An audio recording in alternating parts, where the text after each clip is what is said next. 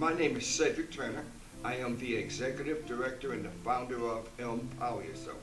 We are here inside MIT in Cambridge for our 12-week autonomous car program. This is about to have our kids gave an extremely viable option for the jobs and the careers of the 21st century. For our kids to learn about coding, to learn about how to build and code, rather it's autonomous cars, autonomous drones. This is going to create generational wealth in terms of not only for them but for our community, for our kids to have this here learned. Hi, I'm Sharon Wolder. I'm the Deputy Superintendent for Brockton Public Schools. Hi, my name is Alba Cordero Soto, and I am a parent of a Brockton Public Schools student. And we are here at Lincoln Labs, Beaverworks Institute, with students from Brockton High and from Ashfield, North, and Plouffe, who are all competing today in an autonomous car competition. So we have been partnered with Empower Yourself for a decade now, and Mr. Turner and I have embarked on a number of journeys. We've had aviation camps, we've had drone team competitions, and one of the best things about what we do with students through Empower Yourself through a number of our camps is it's not enough for you to learn it on your own. You always have to reach back and help somebody else grasp it and bring them forward so that we continue this. It's not constantly starting over. It's building leadership within our students who then are able to get other students interested and help us continue to grow programs, have partnerships with the various organizations who really see what students can do and want to have them involved early because they see them as the future that we all know they are. Yeah, okay, try again. Doesn't work.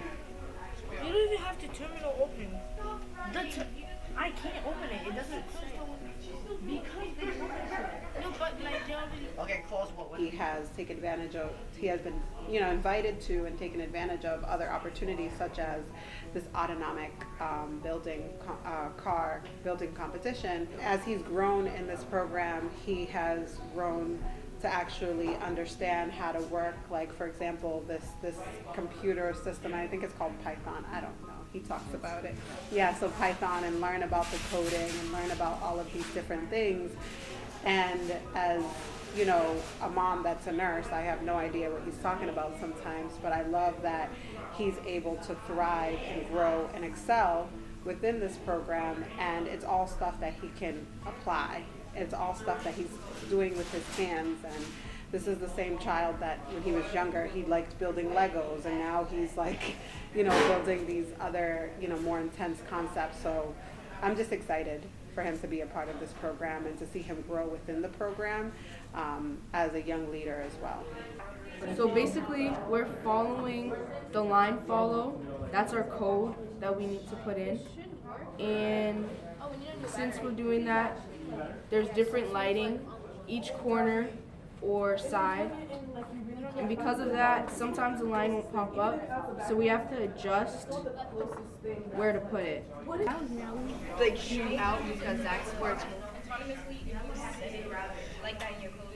Well, I'm a student at MIT. I'm studying aerospace and robotics, and I think that this course is probably one of the best things that they can do, especially like at this point in their lives, like just so early on. So like end of middle school, early high school is the perfect time for them to get involved in something like this, because coding and programming is like becoming less and less of an optional thing in today's world. Like technology is just so pervasive around us that I think everyone should be able to know how to code or at least have some understanding of the logic behind it. And so the fact that they're doing this at such a young age, that they're actually getting exposed to this and that they can program, not just program, but think programmatically, I think is something that's really, really valuable for them and for anyone. We have the cart already. It's working. It's working. So we were able to make it find blue and red. Now we're just trying to make it find yellow for the Grand Prix. Every Saturday, we're here, and our teachers, they showed us how to code, where to put stuff, and now we're putting what we learned into that little car. Do you have the color red? Red is Calibrating. 0 degrees. Saturation's not working. Do you think it's more this color? Did you guys get Yes. word for blue before this or no? Is there? Yeah, we got. What did you get the HSV values for blue when you were tuning in? This part right here, this is how you know if it's connected to the controller. And if it's blinking, it's not connected. If it is, it isn't. So how you work the controller manually is you have to press left bumper and use your left joystick. And that's how you move it forward or backwards. And then left bumper and right joystick, you move your ages. This is the battery tester, and as she has said, it needs to be over 6.2. Yeah. And this is how we check it. And this cable right here, I don't know if y'all can see it. This cable right here, it plugs into here. And it's at 8.2. So this is the camera, so it can see the tape colors, and you don't want it to see any of the other colors around it on the camera on the monitor. We're still setting that up, but if it sees any of the other colors, then it will go off track and off course. Absolutely. So right now, most of them are focusing on HSV tuning. So the way that the cars work for following the line, so there's a line on the floor, right, in tape, but this line has 3 different values. So it's blue, it's red, and it's yellow.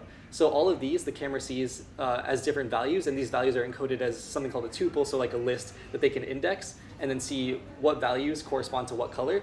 But right now, when they are given the robots and their code don't know what values are which. They have to actually go outside and run a program to see if they can isolate the line using the camera. So they turn on the camera and then they tweak these HSV values, these hue and saturation values, to see if they can actually isolate the line. And once they isolate the line, they can run the code. It'll print out a range of HSV values, and they can take that, put that in their code, so that their code in their robot can actually identify all these different colors. And so while they're doing that, they're thinking, okay, they're learning to think programmatically because they're thinking, okay, I see a color. I just know what that is. But a robot is dumb. A robot doesn't know what it's looking at. So we have to tell it what it's looking at. We have to use the camera, use the numbers that this camera is giving us, that the sensor is giving us, and then see if we can isolate what it's looking at, and then put that into our code. So they're learning to think programmatically. They're learning to think how a computer thinks, because a computer can't think like they do. A computer can't just look at blue, yellow, and red and think, oh, that's blue, yellow, and red, I have to follow that. A computer has to be given numbers and data that it can then use in the code to know what to do, how to follow the line, and that's what they're learning how to do right now. So most of them right now are outside just with their cameras, looking at the line, seeing if they can isolate those values for each of the colors, and then they're going to go back, put those in their code, and then run it and see if they can actually read the line and try to follow it. Morning. My name is Mike Miller. I'm Chief of Aviation Planning and Environmental for the Mass Department of Transportation Aeronautics Division. Pleased to be here today. Mr. Turner had introduced himself to me at a conference that I attended back in October, and we started talking, and I realized that we share a common goal, trying to introduce the youth of our country to STEM-related activities in order to address a shortage in the workforce in STEM-related industry. So Mr. Turner was kind enough to invite me to come down to today's event here at the Beaver Works, and it's exciting to see the youth and the kids who are here doing their coding for their autonomous vehicles. The stress that they're under, obviously, because the clock is ticking, they're going to have to operate these cars in 1 hour, but it puts them into a real-life environment, and they're performing above and beyond. It's encouraging to see how they're working collectively as a team, and as young as they are, they're working through and reasoning through the issues and solving the problems that they have.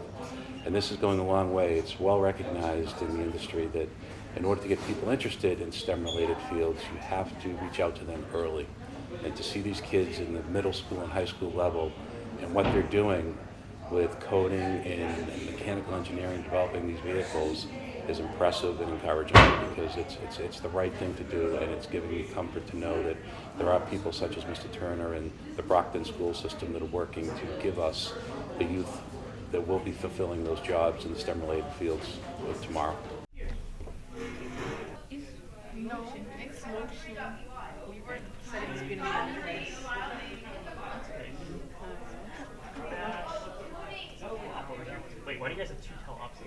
So when we were going through the room, one of the biggest difficulties when we had finding the HSV values, which is hue, saturation, and value, was the lighting, because the lighting would change the saturation of the color, and it was this big issue where the camera wasn't picking it up on a certain point. So we need to go through each point to make sure that it was able to capture that moment, that point. Yeah, I mainly did the coding part, and they entered in the HSV values. I don't really know much about that. Like, they know more about it than me. But one of the most difficult part about coding is that was the errors, right? Yeah. You know, how our camera kept disconnecting, how our wheels wouldn't work at times. Yeah, that's more of like a hardware issue. You can tell them about that. Tell them about the hardware issue. So the hardware issues were, for example, when we would try to get our camera working, right? It wouldn't work, it wouldn't connect, it would disconnect frequently. Our router wouldn't connect. Our router, we needed to connect it to the car in the first place. And our wheels were not turning the way we needed them to turn. Sometimes they would turn left, we needed them to turn right. And to add to the difficulty of tuning the colors, we mentioned the issue of lighting, correct? But we need to almost get every single point, because lighting isn't stable. It changes throughout the times of the day. It changes where it goes. So we took 2 HSV values of the whole chunk of each color, around 2 or 3. And you would think that would be enough, but no, we need probably like 10 to get such an accurate description. So for now, the values we set are ranges. These ranges make it so all the colors fit. And then there wouldn't be so much separate code, there wouldn't be so much thresholds to it. So now with this code that we have, this range that we have, it should be able to at least detect most of the color. Even though some of them won't pick up, the majority will. Charger's not working. It's like we try to plug it in, but like it's just not working. There's no power in the board. There's no power in that. Have you tried a spare battery? Have you checked the LiPo? The LiPo battery? Each time we plug in the monitor, it's not turning on. Into the tablet. That one's like we plug it in on both sides. It's been a trip seeing the kids who, like a couple months ago, have never seen code in their life other than in movies, to now having to work with code and adapt to new situations that they haven't obviously been in, because they haven't been able to have the experience of learning how to code. And I think it's nice that they have this opportunity to like really explore other fields, and that also it's not just sitting at a computer all day. And it's one of the rare times that they get to see the stuff that they're learning being put to real world applications and being put like in a way that's visually like, oh, if I do this on my computer, now this computer talks to the race car, and now the race car is moving. I did that. Like, I think it's really important to get kids in more specialized environments like this, because then they can develop a sense of individuality when it comes to their work, but also be able to learn and adapt in a group setting, whether like your group members are more advanced than you, or if you're all starting from page 1, or if there are different team dynamics. Like, you have to realize this, like maybe this person works better when working on code, maybe this person works better when working on the race car. It's just all things that, it's these soft skills that people are gonna need to learn when they eventually enter the workforce, and it's really important that the kids get that as soon as possible, so that they're able to develop and nurture their soft skills, so when they eventually go into the workforce and have to learn, become an adult and develop connections, networking and all that, that they're not just left hanging to dry because no one was there to teach them. It's basically the main board. It has all the components that's the brain. It's basically the brain of the computer. This big thing right here is just a heat sink. It just makes sure the board doesn't overheat, etc. Now, if we lift this up,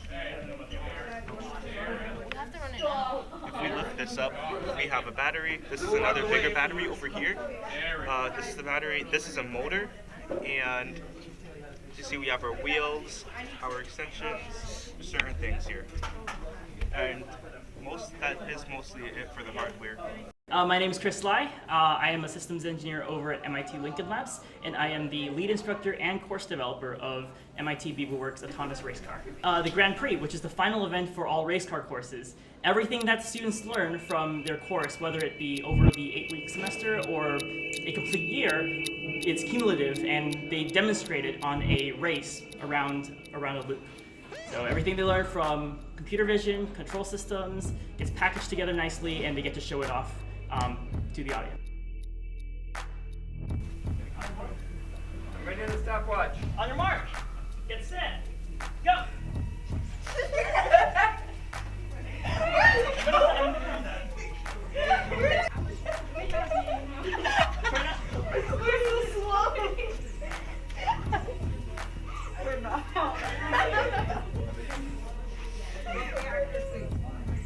I mean, it's on the line. Stop.